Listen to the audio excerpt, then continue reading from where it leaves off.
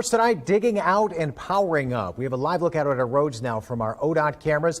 Things look to be up and moving now, but many are still recovering from that winter storm from over the weekend. Melena Brown live now. She spoke with those working to get things back online. And Melena, what are the road conditions looking like right now? Hi, Adam. I am near I-75 right now, and it's still very cold. Not as cold as it was the last few days, but if you are out, you need to bundle up. The roads are much clearer than they have been since Thursday, and visibility is higher, but there is still a lot of slushy snow. So if you are out and driving, please still proceed with caution, as areas can be slick and icy. A representative for ODOT tells me that drivers really need to drive to the conditions of the road, which means slowing down. On your screen right now, there are some tips and things from ODOT that you need to keep in mind. One being that 5 plow trucks were struck over the weekend. One driver was going 65 miles per hour when they hit the truck. You also need to know that plows need to go slow because they can't push snow at high speeds. Also, as of right now, there are still 380 plows still on the road, and pavement temps are higher than they have been. So now salt will be effective on the roads. So, Melena, let's talk power outages now. Do you have any updates on that?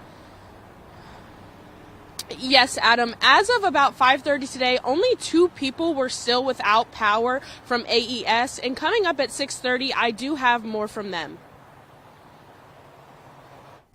All right, Melena, thanks. Now, multiple counties in the Miami Valley remain under snow emergencies tonight. We want to break down what that exactly means. You hear level 1, that means you should use extreme caution. Level 2 means only essential travel. Level 3 means only emergency vehicles are allowed out on the roads. Anyone else out there could get ticketed. Now, here's what our levels are currently in the counties in our viewing area tonight. Auglaize is under a level 1, Champaign under a level 2. Clark is at 1, Darke is at level 2, and Greene, Montgomery, and Mercer counties, they are all under level 1s. And Preble is at a level 2 tonight. And this is a live look at AES's Ohio's outage map right now. You can see, thankfully, only 3 people without power right now. On Friday, during the height of that storm, more than 5,600 didn't have the lights on. Another live look from our Kettering Health Sky Cam now. It's cold out still, but it is an improvement, Natalie, from this past weekend, for sure. It is a huge improvement from where we were over the weekend. The big difference, too, not quite as windy as we were earlier into last week. We're in the 20s right now, 20 in Troy, 19 in Greenville, 19 in Springfield. Probably notice slush on the roads, but as the sun continues to set and temperatures fall, we will have to monitor for some icy patches out on the roads this evening. So do be extra careful out there. Compared to this time yesterday, it is an improvement. 8 degrees warmer in Dayton, 8 degrees warmer in Middletown, but we even have a few flurries still flying through. We did see some light snow earlier into the morning. Some flurries for our northern counties through this evening. Again, monitor for some slick spots for the rest of the night as we do drop to 15 for overnight low temperature. Skies overall overcast as we head into the rest of the overnight hours.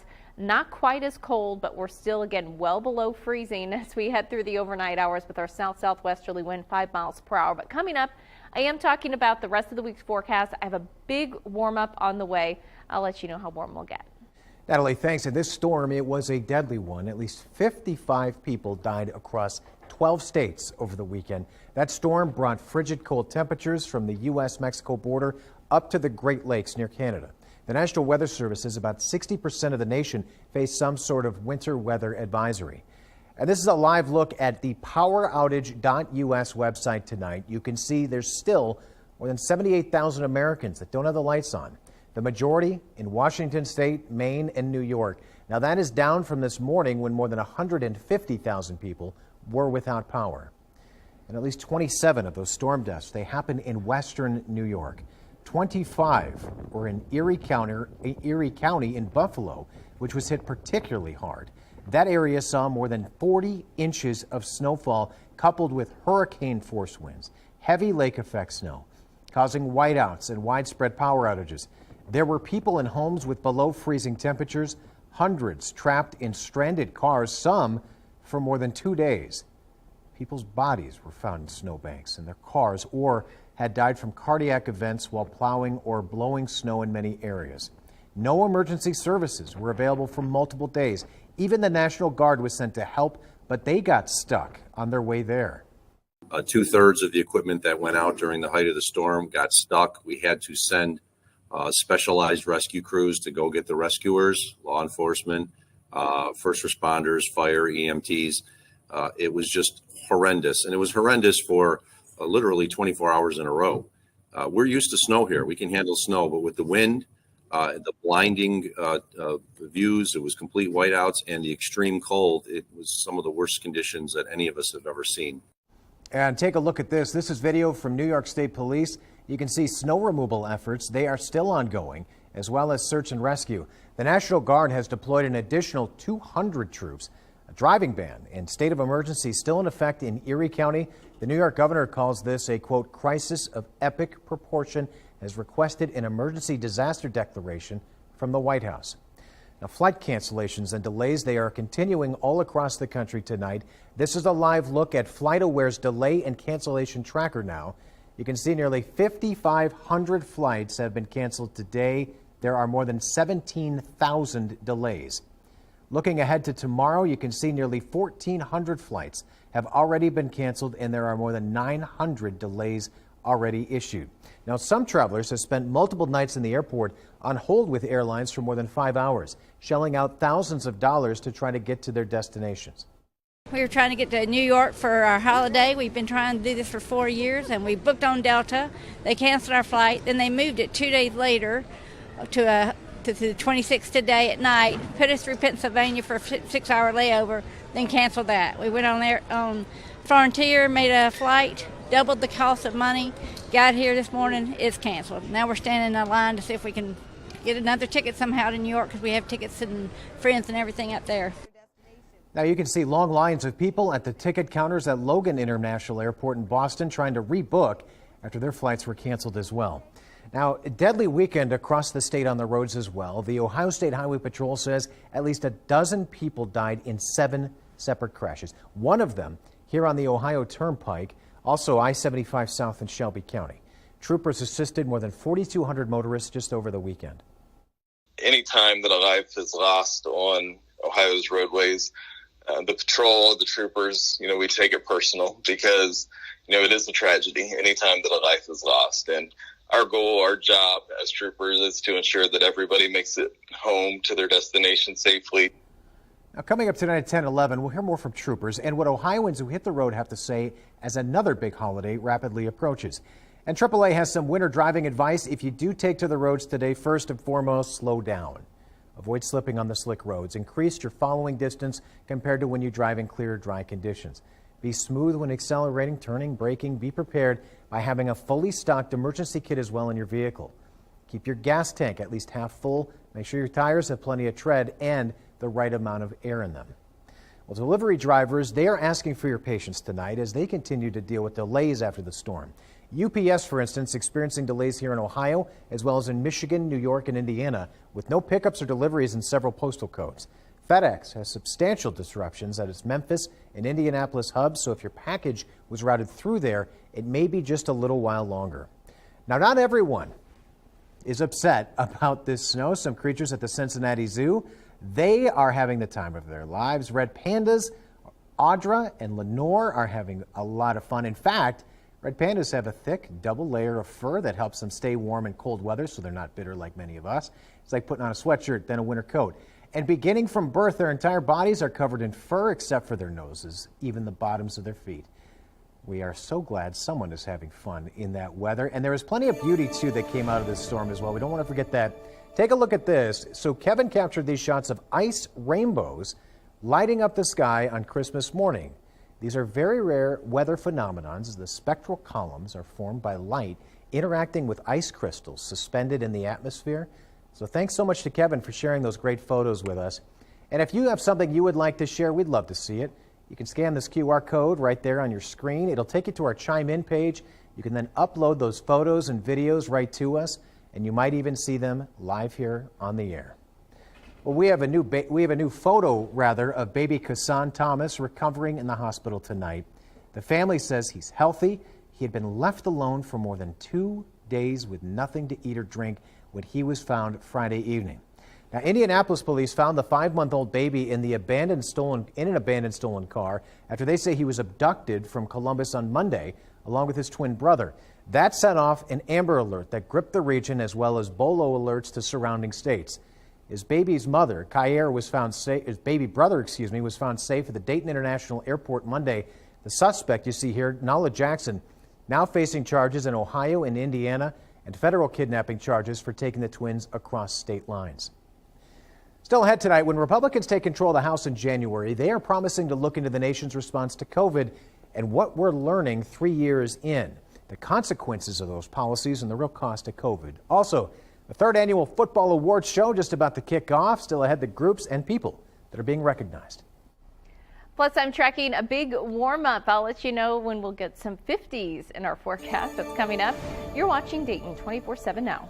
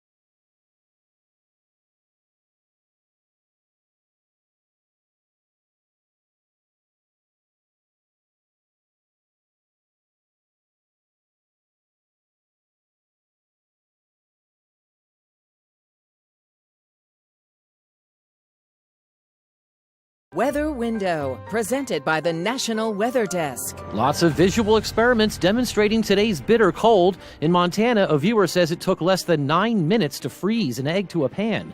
In San Antonio, where the temperature was 15 degrees, meteorologist Brad Souter left his soaking wet clothes outside. They froze solid in 15 minutes. And then there are the people who throw boiling water into bitter cold air, only to see it quickly condense into water droplets, then freeze into ice crystals. For more content like this, follow the National Weather Desk on Instagram.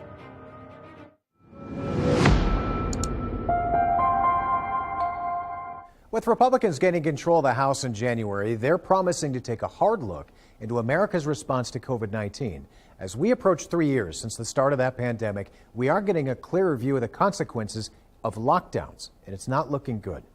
There's a growing body of research showing that government lockdowns had severe costs. Now, that includes math scores dropping to levels not seen in 5 decades, childhood obesity soaring, and drug overdose deaths increasing in staggering numbers, and that is not all. Coming up at 6:30 over on Fox 45, why critics say we should have known that this would have happened, plus the true cost of COVID. Now, China, meanwhile, is going to drop its restrictive COVID-19 measures for international travelers starting January 8th of next year. This marks the first time these policies will not be in effect since 2020. Right now, People need to undergo 5 days of hotel quarantine and 3 days of self-isolation at home when arriving into that country. Starting next year, passengers won't need to do that, but they'll still have to have a negative COVID test within 48 hours of departure. Contact tracing and designating risk areas will also be dropped. COVID will also no longer be included in the list of quarantine infectious diseases regulated by China's border quarantine law. Well, it's a cold day today, but a little improvement from where we have been. We got some light snow showers around. We started out with some light snow, minor accumulations earlier into the morning. Now you can see some flurries for our northern counties at this time. That's really just about it. Otherwise, cloudy skies, and those clouds are going to pretty much be sticking with us as we head into tonight and tomorrow. It's not until we head into our Wednesday we do have a little sunshine in the forecast. Along with that, a little bit of a warm up. So this is what we're tracking temperature wise as we head through the overnight hours. Back into the teens. This is indicating 21 in Dayton. I think we'll drop a little cooler than that into the mid-teens. So wet spots on the roads. We'll have to watch for some refreezing. So take your time as you're out on the roads this evening and an early Tuesday morning. Check out Tuesday afternoon, back into the lower 30s, hovering around the freezing point. And then by Wednesday, cold start, but we're tracking 40s with sunshine Wednesday afternoon, even some 50s on the way too. I'm going to track those 50s plus some rain on the way coming up in just a bit. Natalie, thanks. A story from our partners at the Dayton Business Journal now. A former family video store on Wayne Avenue is being renovated to become a medical marijuana dispensary.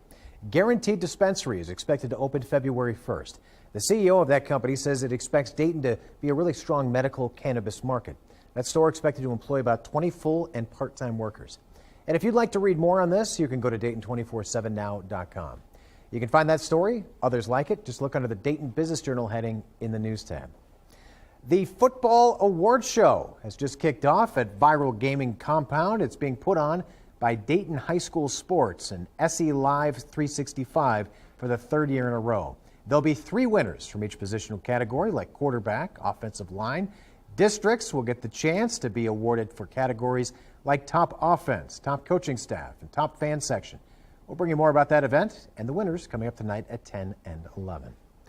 The Ohio State Buckeyes, they have landed in Atlanta, Georgia as the Peach Bowl now just 5 days away. Kellyanne Stitz brings us what head coach Ryan Day says about the semis.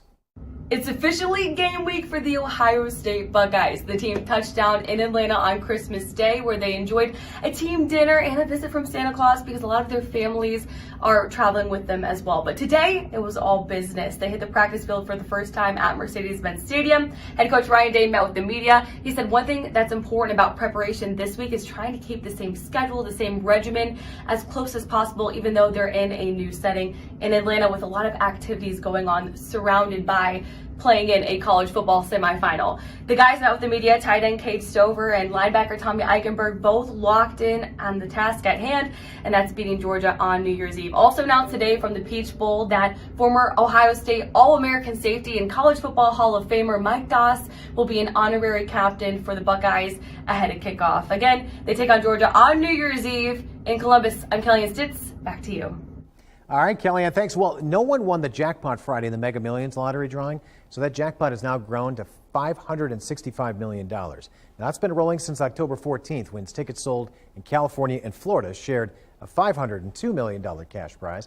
Now, the cash option for all 5 numbers plus the Mega Ball gets you $293 million. The next drawing is tomorrow, so make sure you get your tickets if it interests you. Well, it still may be cold, but it's going to start warming up later this week, and what better way to enjoy the winter than to ice skate? Tej Joshi, host of Good Day Dayton, takes us to the region's largest outdoor ice rink to show what you can do with your family, and you can experience it all together.